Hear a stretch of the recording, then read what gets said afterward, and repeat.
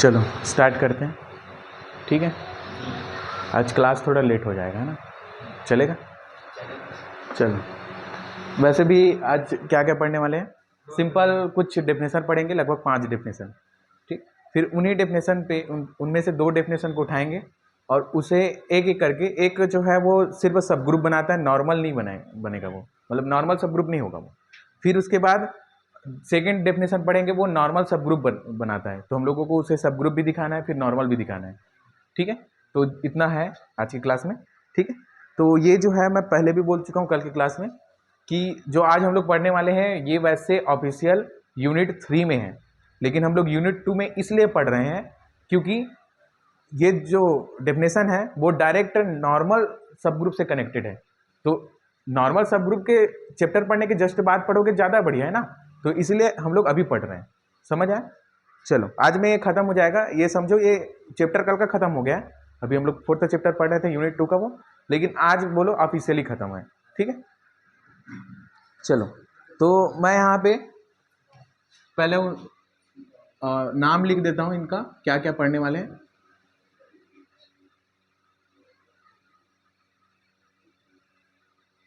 कॉन्जुगेसी relation,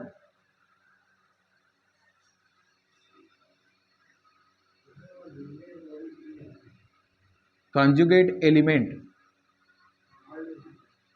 या element तो यहीं पे आ जाएगा क्या, कॉन्जुगेट क्लासेस करनी, क्लासेस, और self conjugate element, self conjugate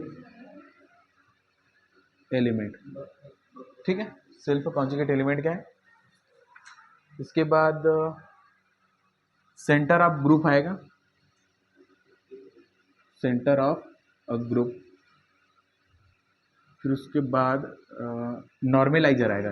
normaliser को ही वैसे कुछ सेंटर से नाम रहता है उनका, है ना, मैं नॉर्मलाइजर ही लिख रहा हूँ।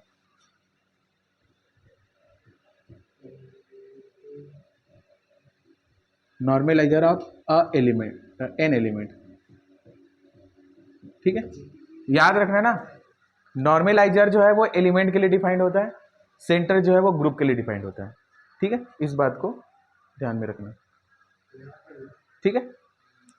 तो ये हो गया, तो मैं एक बार फिर से बताता हूँ, है ना, ये 5 डेफिनेशन पढ़ेंगे, ठीक है। इनके बारे में एक एक करके, सभी एक दूसरे से रिलेटेड है। मैं अगर इसे बता दूं ना तो अगर सिंपल, वैसे ये तीनों जो ऊपर के हैं वो ज़्यादा काम के नहीं हैं, ठीक है, इनडायरेक्ट मतलब, लेकिन काम के हैं।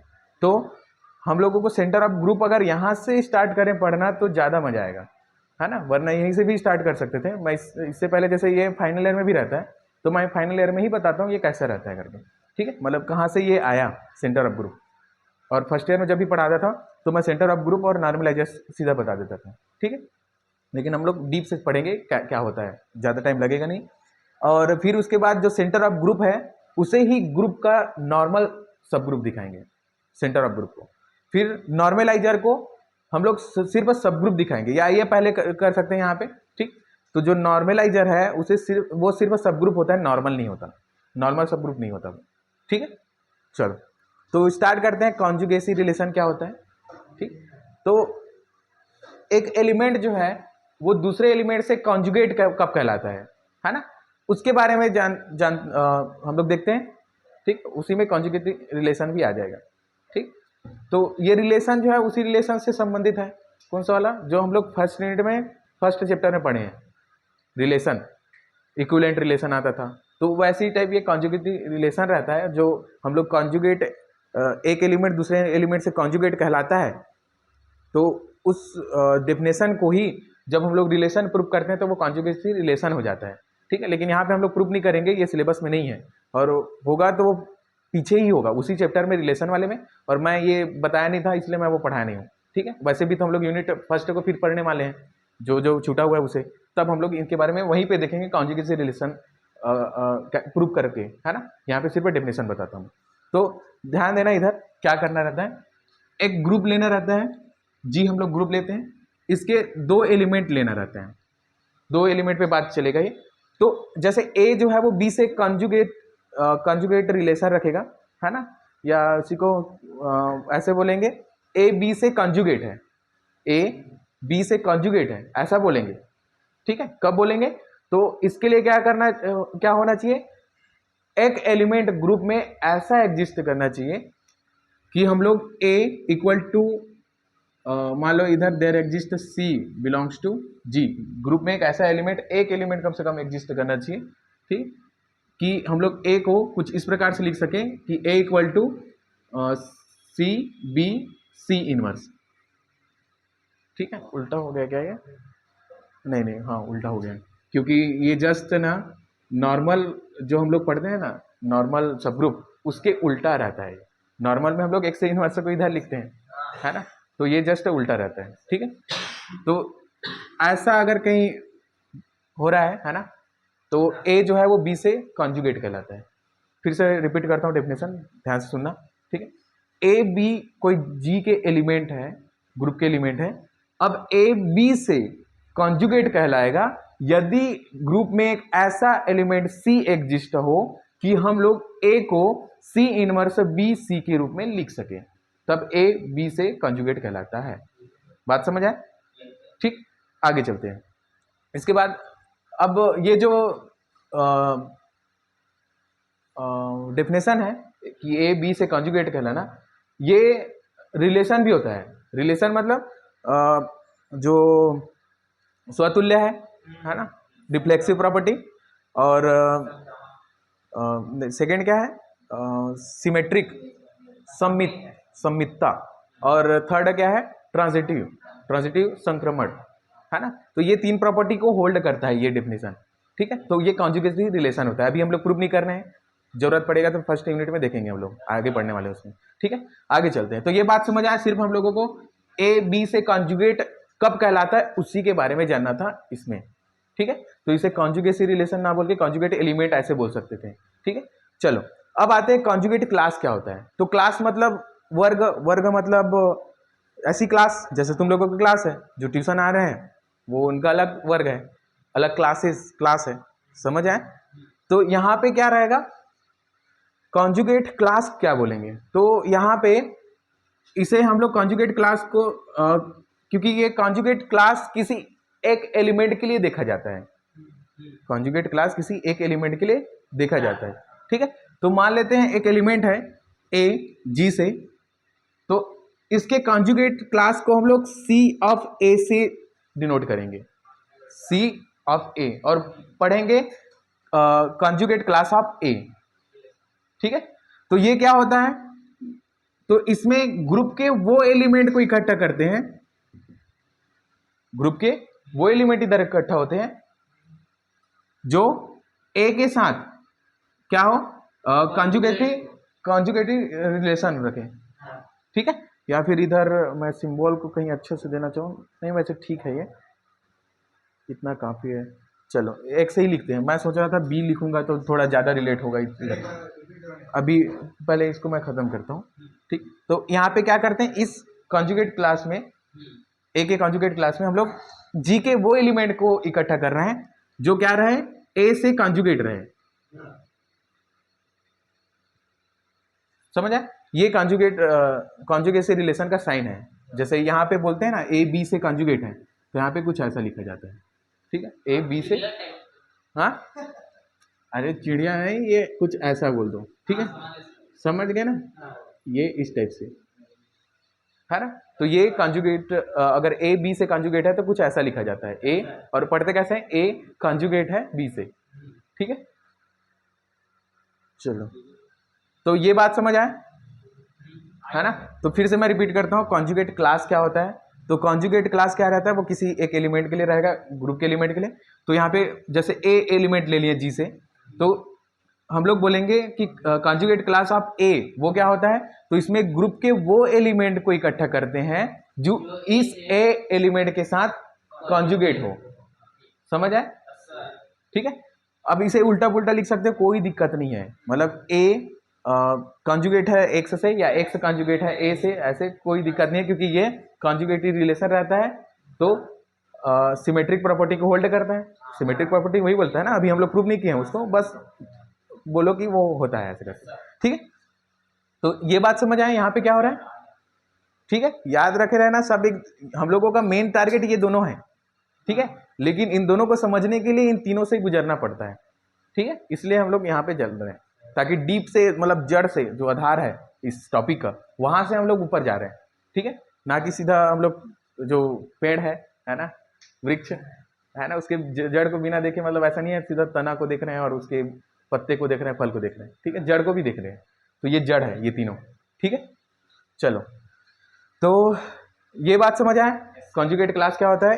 तो किसी ए एलिमेंट का कॉन्जुगेट क्लास वो होगा जो ग्रुप के एलिमेंट को इकट्ठा करें, उसका सेट बनाए, और वो ग्रुप के एलिमेंट में क्या खास बात होना चाहिए, वो ए के साथ कॉन्जुगेट होना चाहिए, ठीक है, कितना बात समझ आए। इसके बाद ये हो गया खत्म, ऊपर ऊपर अभी हम लोग देख रहे हैं। इनके बाद सेल्फ कॉन्जुगेट, हाँ सेल्फ कॉन्जुगेट, ठीक है। अब सेल्फ खुद स्वयं, तो इसका मतलब ये है कोई कॉन्जुगेट क्लास में, ठीक है, कॉन्जुगेट क्लास में सिर्फ ए रहे, मतलब ए जो है वो खुद के साथ ही कॉन्जुगेट हो, किसी अदर एलिमेंट ग्रुप के किसी अदर एलिमेंट के साथ कॉन्जुगेट ना हो, तो सिंगलटन सेट ए आ जाएगा, क्योंकि ए यहाँ पे वैसे रिफ्लेक्सिव भी होता है, कॉन्जुगेटेड रिलेशन में रिफ्लेक्सिव स्वतुल्य, खुद से तुलना करते हैं, ए से कॉन्जुगेट होता है ऐसे करके, ठीक है, तो है ना, तो ऐसा, तो यहाँ पे ये भी ये बात समझ आए है ना, कि जो क्लास ऑफ ए में अगर सिर्फ ए बस आए, मतलब ग्रुप के सिर्फ ए एलिमेंट ऐसा है जो ए के साथ ही कॉन्जुगेट रिलेशन रख रहे हैं, ठीक है, तो ये सेल्फ कॉन्जुगेट कहलाएगा, इसके अलावा और कोई दूसरा नहीं है। इतना बात समझ आए। चलो, ये हो गया, इतना नॉर्मल बताना था मुझे। अब आते हैं मेन अपने आज के दिन में, सेंटर ऑफ ग्रुप में, ठीक। तो शुरुआत इधर से ही करेंगे, यहां से। चलो, तो स्टार्ट करें। तो यहां पे क्या रहता है अब देखना, अब ध्यान देना, ठीक है। ये इसके अंदर है क्लास ऑफ ए में, तो क्या खास बात है, ए जो है वो ए से कॉन्जुगेट है। ए से ए कॉन्जुगेट होना मतलब देयर एग्जिस्ट, या फिर देयर नहीं ना बोल के यहाँ पे फॉर ऑल के लिए हो जाता है, for all x belongs to G such that कि ए equal to x inverse, a equal to x inverse a x, for all x belongs to G, ठीक है। इतना बात समझ आए, यही तो मीनिंग है इसका। अब आगे चलते हैं, देखना ध्यान देना। अब राइट साइड से, क्योंकि एक्स जी का एलिमेंट है, तो हम लोग एक्स इनवर्स को पोस्ट मल्टीप्लाई कर सकते हैं बाय बोथ साइड, तो क्या हो जाएगा ये ए, एक मिनट, हम लोगों को एक्स इनवर्स नहीं, हम लोगों को एक्स इनवर्स नहीं चाहिए, एक्स का मल्टीप्लाई करते हैं, प्री मल्टीप्लाई करते हैं एक्स से, तो क्या हो जाएगा x a is equal to x inverse a x, ठीक है। मैं सामने से क्या किया, लेफ्ट साइड से एक्स का मल्टीप्लाई किया, ताकि मुझे एक्स इनवर्स नहीं चाहिए मुझे, ठीक है। क्यों, आगे देखेंगे। यहाँ पे बात चल रहा है for all x belongs to G, for all x belongs to G, ठीक है। तो आगे आप देखना क्या होगा, एक्स ए इक्वल टू क्या हो जाएगा, ये ई हो जाएगा, आइडेंटिटी का ए एक्स के साथ मल्टीप्लाई करेंगे तो ए एक्स ही होगा, ठीक है, for all x belongs to G, ठीक है। तो यहाँ क्या रिजल्ट अपने को आया कि अगर कहीं कॉन्जुगेट क्लास में खुद वही एलिमेंट बस रहे, ठीक है, तो वो जो एलिमेंट है ए, वो ग्रुप के प्रत्येक एलिमेंट के साथ क्या करता है, कम्यूटेटिव लॉ को होल्ड करता है, क्रम विनिमय होता है, क्रम विनिमय दिख रहा है ना। तो जो कॉन्जुगेट सेल्फ कॉन्जुगेट एलिमेंट जो है, सेल्फ कॉन्जुगेट एलिमेंट, वो क्या करता है, ग्रुप के प्रत्येक एलिमेंट के साथ क्या करता है, क्रम विनिमय, कम्यूटेटिव लॉ को होल्ड करता है। इतना बात समझ आए, ठीक है। अब यहाँ पे इसी से इंस्पायर होके एक सेट बनाते हैं, जिसे हम लोग सेंटर ऑफ ग्रुप बोलेंगे, ठीक है। तो उस सेट को हम लोग जेड जी से डिनोट करेंगे और पढ़ेंगे सेंटर ऑफ ग्रुप या सेंटर ऑफ जी, समझ आया, जेड जी से, इसी से इंस्पायर होके। तो यहाँ पे क्या करते हैं, यहाँ पे हम लोग जी के वो एलिमेंट को इकट्ठा करते हैं जो सेल्फ कॉन्जुगेट हो, या ये बोल दो जी के वो एलिमेंट, हाँ वही जी के वो एलिमेंट जो सेल्फ कॉन्जुगेट रहते हैं, उसका कलेक्शन करते हैं, तो वो सेंटर ऑफ ग्रुप कहलाता है। समझ आए, ग्रुप के जो एलिमेंट सेल्फ कॉन्जुगेट एलिमेंट है उसका कलेक्ट करके एक सेट बना दो और वही जो है सेंटर ऑफ ग्रुप कहलाता है। तो हाँ, अरे ऐसा कुछ नहीं है ना। चलो, तो बात समझ आए। तो यहाँ पे मैं एक बार फिर से पढ़ता हूँ ताकि कुछ ऐसा ना लगे कि मैं कुछ छूट रहा है। इसी का डेफिनेशन, तो मान लो जी एक समूह है, एक ग्रुप है, तो समूह जी के सभी ग्रुप जी के जितने भी सेल्फ कॉन्जुगेट एलिमेंट है उसका एक सेट बनाते हैं, एक समुच्चय बनाते हैं, और वही जो है वो सेंटर ऑफ ग्रुप कहलाता है। ठीक है, और इसे हम लोग जेड ऑफ जी के रूप में लिखेंगे। समझ आए? अब ये हो गया नॉर्मल डेफिनेशन, लेकिन हम लोग लिखेंगे कैसे, सेट को लिखेंगे कैसे, अब उसे देखना। ठीक है, तो यहां पे हम लोग क्या कर रहे हैं, ग्रुप के एलिमेंट को इकट्ठा कर रहे हैं। किस प्रकार से कि वो जो जेड है वो जेड से ही कॉन्जुगेट हो, मतलब सेल्फ कॉन्जुगेट हो, उसे इकट्ठा कर रहे हैं। अब देखना, इसे सॉल्व करते हैं नीचे, क्योंकि हम लोग सॉल्व कर चुके हैं। जेड जी के, ये स्मॉल जेड है, जी के वो एलिमेंट को इकट्ठा कर रहे हैं जो ग्रुप के प्रत्येक एलिमेंट के साथ क्रम इनमें होता है। तो इसके बदले, क्योंकि इसे हम लोग सॉल्व किए थे यहां से, तो ये आया था, सिर्फ एक्स ए लिखा है, वहां पे जेड लिख दिया मैं। ठीक है, तो क्या हो जाएगा, ये एक्स जेड बराबर जेड एक्स फॉर ऑल, यहाँ for all x belongs to G. ये बात समझ आए? आ गया ना? ठीक है, तो सेंटर ऑफ ग्रुप क्या होता है अगर सेट के रूप में देखें तो फिर से मैं बोल रहा हूँ, ध्यान से सुनना, क्योंकि इसी पे बेस्ड रहता है इसको सब ग्रुप दिखाना, इसको नॉर्मल दिखाना। तो इसके एलिमेंट अगर कैसे दिख रहा है वो अगर कहीं दिमाग में नहीं छपा है तो कैसे देखोगे, उधर प्रोसेस करेंगे वो कैसे दिखेगा। तो फिर से बोल रहा हूँ, ध्यान से सुनना। सेंटर ऑफ ग्रुप में हम लोग ग्रुप के वो एलिमेंट को इकट्ठा करते हैं जो ग्रुप के अदर जितने भी for all x belongs to G उसके साथ क्या रहे, वो कम्यूटेटिव लॉ को होल्ड करता है। ठीक है, तो वो जो ग्रुप के एलिमेंट जो इस प्रकार के व्यवहार करते हैं उसको इकट्ठा कर रहे हैं, उसका सेट बना रहे हैं, वो सेट मिलके क्या बोलेगा, वही सेंटर ऑफ ग्रुप रहेगा। इतना बात समझ आए? चलो, अब एक क्वेश्चन है इसी पे बेस्ड, पहले उसी को दिखा देते हैं। मैं सोच रहा था नॉर्मलाइजर को भी बता दूं, लेकिन हाँ है, टेंशन मत लो, सब है। ठीक है, बस आगे पीछे है। चलो उसको छोड़ो, बुक को अभी मैं जो पढ़ा रहा हूँ उसको देखो, है ना। चलो, तो ये सेंटर ऑफ ग्रुप खत्म हो गया, ये भी मतलब नॉर्मल डेफिनेशन। नॉर्मलाइजर भी पढ़ लेते हैं, normaliser of an element definition बस देख लेते हैं क्या होता है, इन्हीं सबसे कनेक्टेड रहता है वो भी। ठीक है, तो यहाँ पे क्या करते हैं, नॉर्मलाइजर में हम लोग ग्रुप के ही एलिमेंट को इकट्ठा करेंगे। ठीक है, पहले तो ये जो है सेंटर वो ग्रुप का होता है, centre of group. Normaliser of an element होता है, एक एलिमेंट का नॉर्मलाइजर होता है, ये भी ध्यान देना। ठीक है, चलो, तो नॉर्मलाइजर ऑफ एन एलिमेंट, तो यहाँ पे एन ऑफ ए से डिनोट करेंगे सबसे पहली बात नॉर्मलाइजर को। तो ये भी एक सेट होता है, इसमें क्या खास बात रहता है सेट में, तो इसमें ग्रुप के एलिमेंट को ही इकट्ठा करते हैं, ग्रुप के ही एलिमेंट को इकट्ठा करते हैं। ध्यान देना ना, दोनों में कंफ्यूजन हो सकता है। इसमें ग्रुप के ही एलिमेंट को इकट्ठा करते हैं, ठीक, और वो एलिमेंट जो इस एलिमेंट के साथ क्रम विनिमय होता है। दोनों में अंदर समझ आया है? ध्यान देना ना, इधर क्या कर रहे हैं, सेल्फ कॉन्जुगेट एलिमेंट को इकट्ठा कर रहे हैं, मतलब वो जेड, वो जी के एलिमेंट जो ग्रुप के प्रत्येक एलिमेंट के साथ क्रम विनिमय होता है, कम्यूटेटिव लॉ को होल्ड करता है। लेकिन यहां पे नॉर्मलाइजर में क्या कर रहे हैं, क्या कर रहे हैं, इसमें ग्रुप के वो एलिमेंट को इकट्ठा कर रहे हैं जो स्पेशल इस ए के साथ क्रम विनिमय होता है, स्पेशल इस ए के साथ। इसलिए मैं बोला हूं नॉर्मलाइजर एक एलिमेंट के लिए रहता है, सेंटर जो है ग्रुप के लिए रहता है।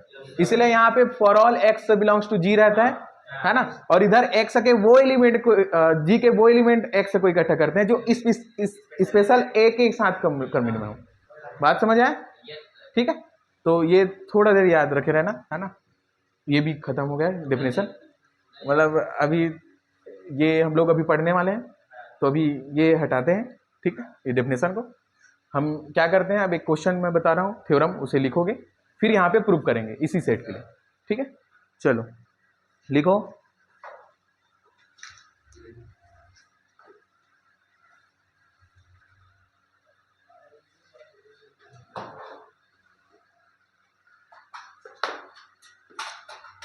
हो गया रेडी? चलो लिखो, किसी समूह जी का केंद्र, सेंटर मतलब केंद्र,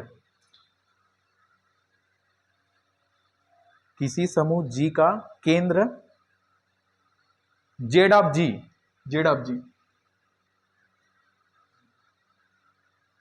सदैव जी का एक प्रसामान्य उपसमूह होता है, जी का एक नॉर्मल सब ग्रुप होता है सदैव, है ना, ऑलवेज। ठीक, अब इसे प्रूव करना है हमें।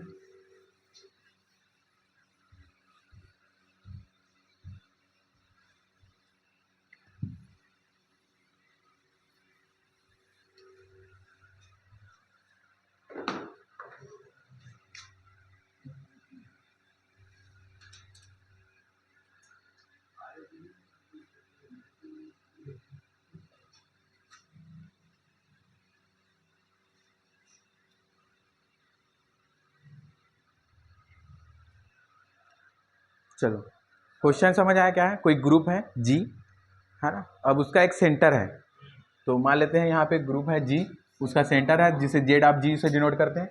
ये सेट कुछ ऐसा दिखता है, लिख भी दिए। अब बोल रहा है ये जो है वो जी का क्या रहता है, नॉर्मल सब ग्रुप होता है। नॉर्मल सब ग्रुप को हम लोग इससे शो कर सकते हैं, ऐसे और जी, ठीक है। तो ये जो है जेड ऑफ जी वो नॉर्मल सब ग्रुप होता है जी का, ठीक है ना। तो नॉर्मल सब ग्रुप होता है तो क्या क्या दिखाना पड़ेगा, मुझे प्रोसेस बताओ, क्या क्या दिखाना पड़ेगा शुरू से, मतलब जेड ऑफ जी किसी भी जी के लिए, है ना, क्योंकि सदैव बोला है यहाँ पे, तो एक एक टर्म बात करना पड़ेगा। बहुत वो लास्ट है ना, शुरू से स्टार्ट करो, क्या करना पड़ेगा। मैं पहले भी बताया हूँ, है ना, बहुत बार बोला हूँ मैं, बहुत बार, ठीक है। और इससे पहले भी बहुत बार वो हरकत कर चुके हैं, है ना, जो भी इधर ही कल का ही क्लास था, कल क्या क्या हम लोग किए थे। हाँ, गुड, वेरी गुड, ठीक, सुन के अच्छा लगा। चलो, तो सबसे पहले क्या होना चाहिए, नॉन एम्प्टी, है ना। तो यहाँ पे मैं प्रोसेस लिख देता हूँ, जेड ऑफ जी जो है वो नॉन एम्प्टी रहना चाहिए। अब क्यों होता है वो देखेंगे, ठीक है। आगे क्या करना है, ये सबसेट दिखाने की जरूरत नहीं है, क्योंकि यहाँ पे जी के ही एलिमेंट डेफिनेशन बाय डेफिनेशन से ही वो सबसेट होता है। तो ये हम लोग ये नहीं दिखाएंगे कि जेड ऑफ जी जो है वो सबसेट होता है जी का, तो ये तो ट्रिवियल है ना, ये ऐसे ही होल्ड हो जाएगा, क्योंकि ग्रुप का ही एलिमेंट से हम लोग सेंटर ऑफ ग्रुप बना रहे हैं। तो हमें नॉन एम्प्टी दिखाना है। दूसरा क्या करना पड़ेगा बताओ, क्या वैसे हम लोगों को क्या दिखाना है, नॉर्मल सब ग्रुप दिखाना है, नॉर्मल सब ग्रुप दिखाना है। तो दूसरा क्या करेंगे, सब ग्रुप दिखाएंगे, ठीक है। ये दूसरा हटा दो, वो तो ट्रिवियल है ना। तो सेकंड हम लोग काम क्या करेंगे, जो जेड ऑफ जी है उसे सब ग्रुप दिखाएंगे, सब ग्रुप, ठीक है, जी का। उसके बाद चौथा स्टेप क्या रहेगा, इसे नॉर्मल दिखाएंगे, समझ आया, ठीक है। ये प्रोसेस हमेशा याद रखना। अगर सब ग्रुप भी दिखाना है तो तुम्हें नॉन एम्प्टी, अगर उसे दिखाए भी ना, क्योंकि नॉन एम्प्टी सबसेट होता है एच जी का, ऐसा बोलते हैं। तो नॉन एम्प्टी तुम बताए भी ना, उसको कैसे बोलोगे कि वो सब ग्रुप बनाएगा कि नहीं बनाएगा, आगे मतलब बात ही नहीं बढ़ना है। हाँ, वो सबको भूल जाओ, है ना, अभी भूल जाओ। इधर देखो मैं क्या बोल रहा हूँ, है ना। तो क्या बोला हूँ मैं, सब ग्रुप हो या नॉर्मल सब ग्रुप हो, प्रोसेस तो सेम रहता है। नॉर्मल के लिए बस एक स्टेप ये बढ़ जाता है, ठीक है। तो हमेशा ये याद रखना, ठीक है। तो सब ग्रुप दिखाना है, सबसे पहले जिस चीज को सब ग्रुप दिखाना है उसे नॉन एम्प्टी दिखाना है। दूसरा क्या दिखाना है, सबसेट। वैसे अब वो उस पर निर्भर करेगा, है ना, कि क्या है वो। अगर नहीं दिख रहा है वो कि वाकई में उसका सबसेट है तो दिखाना पड़ेगा, वरना ट्रिवियल है, जैसे यहाँ पे जी के एलिमेंट है तो इधर दिखाने की जरूरत नहीं है। तीसरा क्या दिखाएंगे कि जेड ऑफ जी जो है वो सब ग्रुप है जी का, अगर नॉर्मल दिखाना है तो। फिर उसके बाद नॉर्मल दिखाएंगे, तब वो नॉर्मल सब ग्रुप होगा। समझ आया ये प्रोसेस? चलो, तो ये नॉन एम्प्टी रहता है, कारण क्या है, क्योंकि यहाँ पे ग्रुप के वो एलिमेंट को कलेक्ट कर रहे हैं जो ग्रुप के प्रत्येक एलिमेंट के साथ क्या रहे, क्रम विनिमय हो, कम्यूटेटिव हो। तो आइडेंटिटी एक एलिमेंट ऐसा रहता है जो ग्रुप के प्रत्येक एलिमेंट के साथ क्रम विनिमय होता है, कम्यूटेटिव रहता है। क्योंकि वो आइडेंटिटी का, आइडेंटिटी बोल रहा हूँ, ग्रुप का जो थर्ड थर्ड कंडीशन है, वो क्या बोलता है, एग्जिस्टेंस ऑफ आइडेंटिटी। तो आइडेंटिटी का जब एग्जिस्टेंस बोलते हैं तो वहां पे क्या बोलते हैं, for all a belongs to G there exist e belongs to G such that कि a E E A equal to ए। तो यहाँ पे दिख रहा है ना ये कि आइडेंटिटी जो है वो ग्रुप के प्रत्येक एलिमेंट के साथ क्रमनिर्णय होता है। तो आइडेंटिटी तो पक्का इसमें है, समझ आए, है ना, इसका गारंटी दे सकते हैं, बात समझ आया ना। तो ये जो है वो नॉन एम्प्टी रहता है, इतना बात समझ आया ना। चलो दूसरा दिखाने की जरूरत नहीं है, जो यहाँ पे लिखा हूं क्योंकि यहाँ पे खुद दिख रहा है ग्रुप के ही एलिमेंट है, कहीं और के नहीं। तीसरा सब ग्रुप दिखाना है, तो हमारे पास कितने टेस्ट हैं सब ग्रुप दिखाना। अब सब ग्रुप मतलब वो 4 प्रॉपर्टी दिखाना, वो लेंदी काम है ना। हम लोग 1 स्टेप और 2 स्टेप टेस्ट पढ़े हैं। तो क्या होता है 1 स्टेप टेस्ट और 2 स्टेप टेस्ट?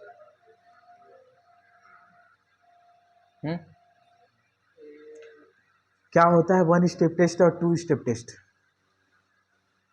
नाम तो सुने हो ना, है? क्या होता है? तुम लोग घर में पढ़ो, मैं बार बार बोलता हूँ, है ना। कल पता चलेगा, कल तो टेस्ट है ना। मैं तो बहुत हंसूंगा, है ना, रिकॉर्डिंग करूंगा उसका हंसने का, ठीक है, तुम लोगों का नंबर कम आएगा तो। और तुम लोग अपना नोट्स अलग से, टेस्ट कॉपी अलग से बनाओ, है ना, एकदम कंपलसरी है, ठीक है। अलग से टेस्ट कॉपी बनाओ, कोई भी पन्ना में लिखेगा ना तो देख लेना, समझ आए। तो मुझे अलग से कॉपी में चाहिए, ठीक है, क्योंकि वो तुम लोगों का पहला टेस्ट है, वो सामने पेज में रहना चाहिए ठीक है, समझ आया ना, हाँ ठीक है। मतलब तुम लोग इससे पहले जितने भी बच्चे आते हैं, जैसे इससे पहले वाले क्लास में, उन लोगों को पहले का बोला रहता हूँ टेस्ट कॉपी खरीदो, हमेशा रेगुलर टेस्ट चलते रहेगा। तो वो एक कॉपी में रहना चाहिए ना कि पन्ने में, पन्ने इधर उधर चले जाते हैं, लेकिन कॉपी एक स्थिर रहेगा, है ना, उसे यादगार के रूप में भी रख सकते हो हमेशा के लिए। क्या?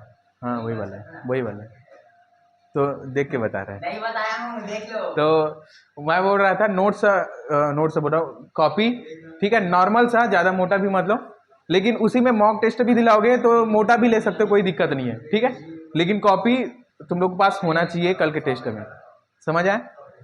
चलो तो 1 स्टेप 2 स्टेप पहले देखते हैं। 2 स्टेप क्या रहता है, अगर एच जो है वो नॉन एम्प्टी सबसेट है जी का, किसी ग्रुप जी का एच, तो एच जो है वो सब ग्रुप होगा if and only if 2 condition hold कर रहे हैं। पहला क्या है कि अगर ए और बी अगर एच से ले रहे हैं तो ए बी जो है वो एच में होना चाहिए। दूसरा, अगर ए एच से ले रहे हैं तो ए इनवर्स भी एच में होना चाहिए, ठीक है, जहां पे ए इनवर्स इस ए का इनवर्स है, समझ आए। अब ये हो गया 2 स्टेप टेस्ट। 1 स्टेप टेस्ट क्या बोलता है, एच जो है वो सब ग्रुप है if and only if a b belongs to H, तो हम लोग दिखाएंगे कि a b inverse belongs to H, है ना, for all a b belongs to H, इधर भी for all a b belongs to H, for all a belongs to H, समझ आए। तो हम लोग यहाँ पे 1 स्टेप टेस्ट दिखाएंगे, ये वाला, ठीक है, 1 स्टेप टेस्ट।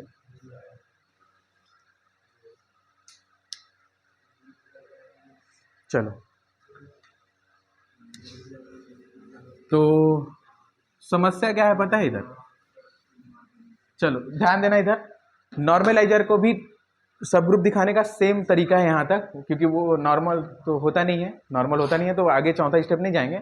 तो ये 3 स्टेप नॉर्मलाइजर में भी सेम रहेगा, इतना बात याद रखना, जस्ट इसके बाद अगला थ्योरम पढ़ेंगे वो, तो वो स्पीड में खत्म हो जाएगा, इसलिए इधर इतना टाइम दे रहा हूँ, ठीक है। तो सब ग्रुप दिखाना है तो सबसे पहले 2 एलिमेंट का जरूरत पड़ेगा अपने को उस जेड ऑफ जी से, तभी तो वो फिर वो एलिमेंट को हम लोग जैसा बोल रहा है वैसा दिखाएंगे। यहाँ पे मैं डेफिनेशन को लिख देता हूँ, ठीक है, क्या है, अगर ए बी एच से ले रहे हैं तो हमें ए बी इनवर्स एच में होना चाहिए, ऐसा दिखाना है, for all a b belongs to H, ठीक है। जेड जी में अगर लिखे तो क्या लिखेंगे, अगर Z1 Z2 छोटा लिख रहा हूँ, दिख रहा है ये, जेड ऑफ जी में है, फॉर ऑल Z1 Z2 के लिए बात कर रहे हैं, जो जेड जी में, तो हमें दिखाना है Z1 Z2 का इनवर्स है, ये भी कहाँ रहे, जेड जी में, जहाँ पे for all Z1 Z2 belongs to Z G, समझ आया। ये दिखाना है हमें, तो हमें 2 एलिमेंट का जरूरत पड़ेगा यहां से, तभी तो ये दिखाएंगे। ठीक है, चलो तो हमें 2 एलिमेंट लेते हैं Z1 और Z2,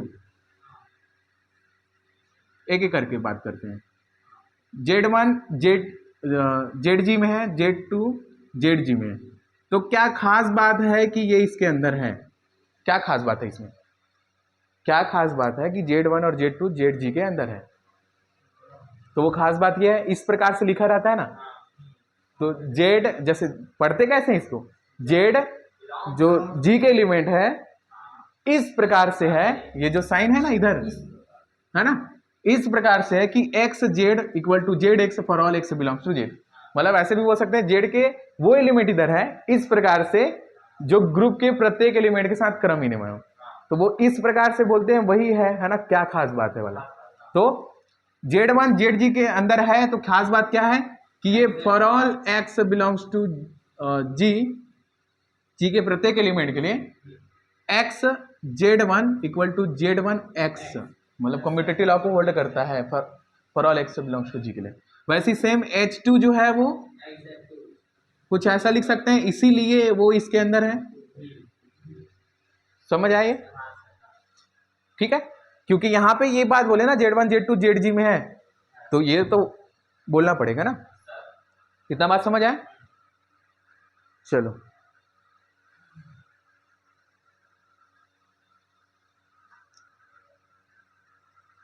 तो हम लोग स्टार्ट करते हैं। सबसे पहले हम लोगों को क्या करना पड़ेगा पता है? Z2 इनवर्स को ना, Z2 इनवर्स को ZG में पहले बताना ही पड़ेगा।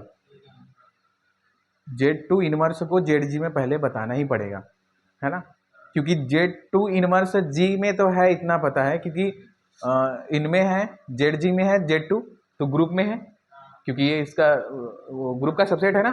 तो Z2 जो है वो ZG में है, मतलब ग्रुप में है, ग्रुप में है मतलब ग्रुप है, तो उसका इनवर्स भी होगा। तो G में तो है उसका इनवर्स, लेकिन ZG में वो इनवर्स है कि नहीं उसका गारंटी कौन देगा? तो उसे हम लोगों को निकालना पड़ेगा। ठीक है, कि बाकी में वहां पे है, तो उसका बात करते हैं। तो वो हम लोग इस जो सेकेंड वाला है उसी से बात करते हैं। Z2x equal to x Z2 for all x belongs to G, x belongs to G। ठीक है, अब मुझे Z2 इनवर्स को दिखाना है कि ZG में है। किसे दिखाना है? Z2 इनवर्स को, Z2 इनवर्स को दिखाना है। ठीक है, तो Z2 इनवर्स का हम लोगों को मल्टीप्लाई करना पड़ेगा, है ना, प्री या पोस्ट कहीं पर भी कर सकते हैं। ठीक, तो दोनों जगह करते हैं। ठीक है, क्योंकि दोनों पक्षों में हमें चाहिए, दोनों पक्षों में हमें Z इनवर्स चाहिए, Z2 इनवर्स। तो क्या करते हैं, प्री एंड पोस्ट मल्टीप्लाई करते हैं यहाँ पे इक्वेशन में। तो क्या हो जाएगा, Z2 इनवर्स Z2x, यहां से आप समझना ना, मैं पहले ही बता रहा हूं। ठीक है, सेम प्रोसेस से नॉर्मलाइजर प्रूफ होगा, इतना बात याद रखना। ठीक है, तो वहां पे इतना डिटेल में मैं नहीं बोलूंगा। हाँ, प्री एंड पोस्ट मल्टीप्लाई कर रहे हैं, क्योंकि मुझे दोनों पक्षों में चाहिए ना Z इनवर्स, ताकि वहां पे दिखाने पे ZG में दिखाने के लिए। इधर से कम्यूटेटिव लॉ अगर होल्ड करेगा तो ये क्या हो जाएगा, कुछ ऐसा लिख पाएंगे।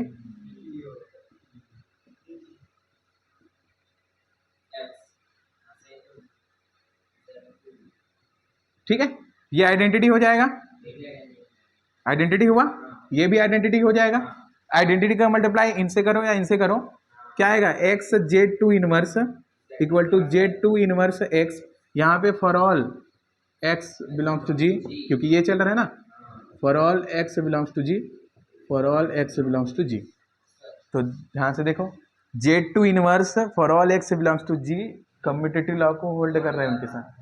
तो Z2 इनवर्स जो है वो Z ऑफ G में है कि नहीं, समझ आया ना? ठीक, चलो अब हम लोग यहाँ पे आते हैं, ये वाले प्रोसेस में Z1 और Z2 ZG में है, तो हम लोग दिखाएंगे Z1 into Z2 inverse ZG में। ठीक है, ये बात समझ आए? चलो, तो फिर वही बात पूछता हूं मैं, है ना, फिर आगे बात करेंगे। Z1 Z2 इनवर्स ZG में होगा, क्या खास बात होगा कि वो उसके अंदर होगा? Z1 Z2 इनवर्स ZG में होगा, क्या खास बात है कि वो उसके अंदर रहेगा।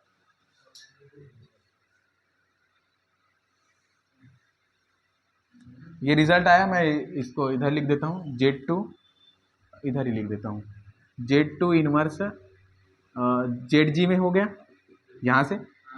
तो इधर एक और रिजल्ट मिल गया कि x Z2 inverse equal to Z2 inverse x और for all x belongs to G, है ना, काम आएगा इसलिए मैं लिख दे रहता हूँ, ये इसके अंदर है। तो समझ आए। चलो, तो मैं पूछा हूँ कि Z1 Z2 इनवर्स ZG में है, तो क्या खास बात होगा कि वो उसके अंदर हो। Z1 G में है ना, और Z2 इनवर्स भी G में है, तो दोनों का मल्टीप्लाई भी G में होगा। अगर कम्यूटेटिव ऐसे for all x belongs to G, ये होल्ड करना चाहिए। बात समझ आए क्या बोला मैं, ये इसके अंदर होगा, हेल्प इसी का लेंगे हम लोग प्रूव करने के लिए। तो ये Z1 Z2 इनवर्स ZG के अंदर होगा अगर ये प्रॉपर्टी होल्ड करे, यही तो इसका डेफिनेशन है ना, सेंटर ऑफ ग्रुप में होने का। ठीक है, तो यहाँ पे क्या हो जाएगा, हम एक काम करते हैं, दोनों में से किसी भी पक्ष को लेके चलते हैं, है ना, राइट को या लेफ्ट को। ठीक है, मैं इधर बुक के हिसाब से करता हूँ, लेफ्ट को ही लेके चलते हैं। तो Z1 Z2 इनवर्स x ये लेके चल रहा हूँ मैं, और मैं अगर कहीं ये दिखाने में सक्षम हो जाऊँ तो थ्योरम प्रूफ हो जाएगा पूरा, मतलब पूरा नहीं, सब ग्रुप तक प्रूफ हो जाएगा कि ये सब ग्रुप है। उधर भी नॉर्मल दिखाना भी बचा है, समझ आए। तो क्या हो जाएगा, ये यहां तक बात समझ आए। अब ये क्योंकि सभी ग्रुप के एलिमेंट हैं, तो ग्रुप के एलिमेंट है तो क्रम एसोसिएटिव लॉ को होल्ड करेगा, तो इसे हम लोग Z2 इनवर्स x लिख सकते हैं। समझ आया कि नहीं इधर, ये कैसे है, कैसे आई, सोचना पड़ रहा है बताने के लिए, सोचना पड़ रहा है। चलो इधर से, क्योंकि Z2 इनवर्स x जो है वो x Z2 इनवर्स के बराबर है, तो कुछ ऐसा लिख सकते हैं। फिर एसोसिएटिव लॉ से Z1 x Z2 इनवर्स लिख सकते हैं इस चीज को। फिर Z1 x जो है इधर से देखेंगे तो Z1 x Z1 के बराबर है, तो Z2 इनवर्स हो जाएगा ये ऐसे। फिर से एसोसिएटिव लॉ होल्ड करें तो Z1 Z2 इनवर्स हो जाएगा, और यही लाना था हमें, for all x belongs to G. इधर सब पे फॉर ऑल एक्स चल रहा है, ठीक है ना, एमपी थ्योरम है ये, है ना, इधर उधर करोगे तुम लोग की गलती है ना। सोए थे क्या इतने टाइम तक। चलो, तो ये दिखाने में सक्षम हो गए कि Z1 और Z2 जो है वो ZG में है, तो Z1 Z2 का इनवर्स यहां से क्या इंप्लाइज किया, ये Z1 Z2 का इनवर्स जो है वो Z ऑफ G में चला गया। ठीक है, तो हम लोग देखो क्या किए थे, यहां से एक साथ लिख सकते हो दोनों को, है ना, कि Z1 ZG में है, Z2 ZG में है, तो Z1 Z2 का इनवर्स ZG में है, और यही हम लोगों को दिखाना था, ये प्रोसेस अपनाना था। ठीक है, तो ये हो गया सब ग्रुप प्रूफ। अब आते हैं नॉर्मल में, नॉर्मल बात करेंगे तो नॉर्मल सब ग्रुप हो जाएगा।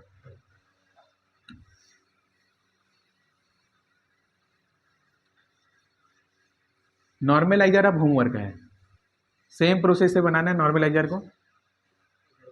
ठीक है, नॉर्मलाइजर का जो सेट है किसी एलिमेंट के लिए सेम प्रोसेस है इसी के जैसा, है ना, इसीलिए मैं इतना स्लो चल रहा हूँ इसमें। ठीक है, ताकि वहां पे मैं उसे जल्दी बता पाऊँ। अब वो मैं बताऊंगा नहीं, अब तुम लोगों को होमवर्क है ना, करो तुम लोग, और एग्जाम में आईएमपी है वो, मैं इतना भी बता देता हूँ ना। अब वो छोड़ रहा हूँ मैं, क्योंकि अभी जो बताया हूँ, ठीक है, सेम टू सेम बनेगा, बस ये जो सिंबल है वो बस चेंज होती रहेगा।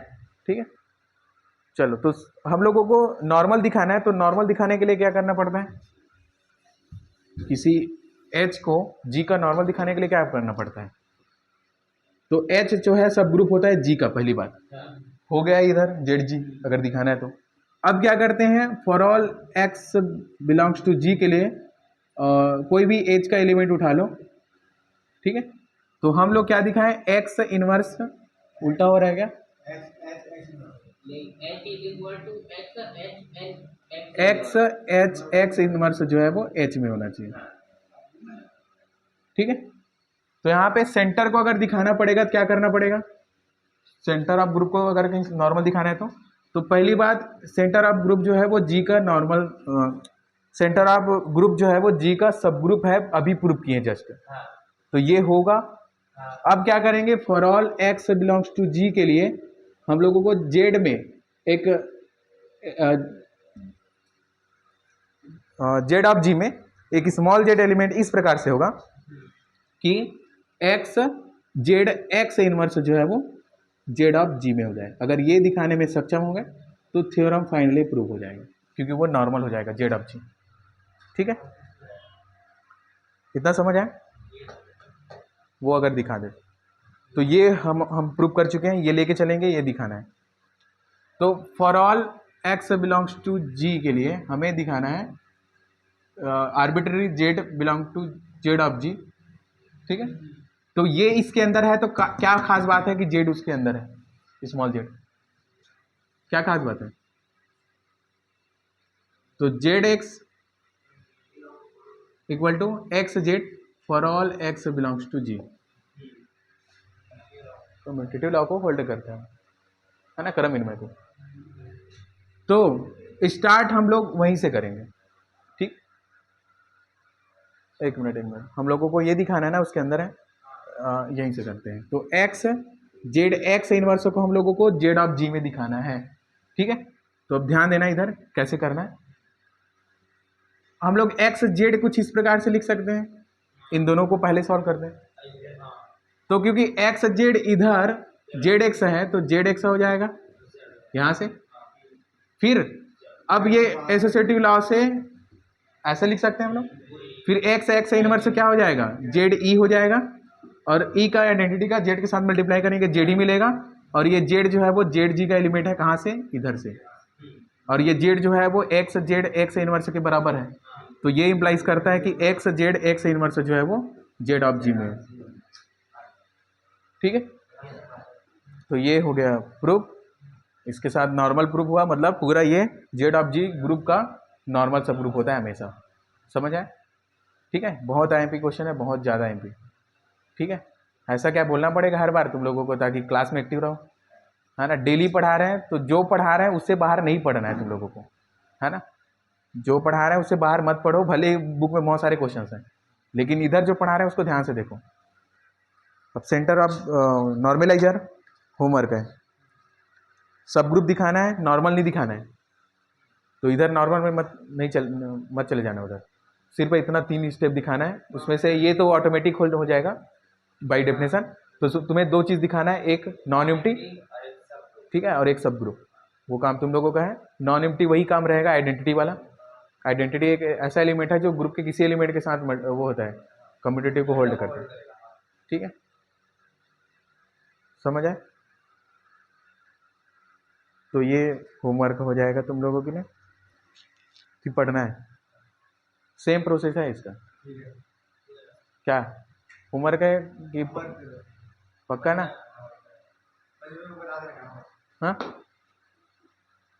ठीक है, वैसे नॉर्मल भी पढ़ाना था मुझे, फिर ये ख़त्म हो जाता।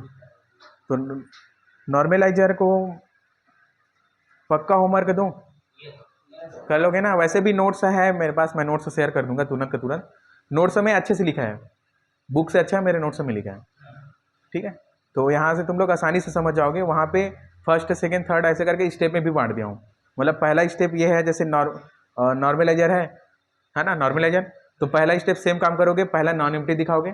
दूसरा जैसे हम लोग जेड, नहीं, ये दिखाना है, फिर से सब ग्रुप मिटा दें उसको। जैसे जेड ऑफ जी को सब ग्रुप दिखाए थे, नॉर्मलाइजर को सब ग्रुप दिखाने से पहले क्या किए थे, जेड टू इनवर्स को वहाँ पे दिखाए थे कि z two inverse Z of G में है करके। अभी नॉर्मलाइजर दिखाने के लिए अब एक्स वाई मान के लेके चल रहे हो, तो सेकेंड वाला वाई को ही तुम लोग उसका वाई का इनवर्स जेड ऑफ जी में है ये कंफर्म कराओगे, दूसरा स्टेप। तीसरा स्टेप ये रहेगा कि नॉर्मल सा ये वाला अपनाओगे, ये अरे वो भी मिटा के दिए, है ना, जो सब ग्रुप का टेस्ट है ना, 1 स्टेप टेस्ट, उसे अपनाना है। ठीक है, नॉर्मल दिखाने की जरूरत नहीं, क्योंकि नॉर्मल होता नहीं है। ठीक है, जो नॉर्मलाइजर है वो नॉर्मल नहीं होता, सिर्फ सब ग्रुप होता है किसी भी ग्रुप का। समझ आया? तो होमवर्क है, ठीक। और मैं पहले बोला होमवर्क हमेशा टेस्ट में आने लायक वाला क्वेश्चन होता है, ठीक है। होमवर्क क्वेश्चन जब भी देता हूँ मैं, ठीक है, तो होमवर्क लगभग टेस्ट में आता ही आता है। तो ये हो गया ख़त्म, ठीक है। अगले दिन से हम लोग यूनिट अगला यूनिट बोल रहा हूँ, अगला चैप्टर, इस यूनिट का 5th चैप्टर 4 खत्म हो गया है ना। मतलब इस यूनिट का मैं बात कर रहा हूँ, इसमें 6 चैप्टर्स हैं, उसमें से 4 खत्म हो गए हैं, ठीक है, बाकी 2 बचा है।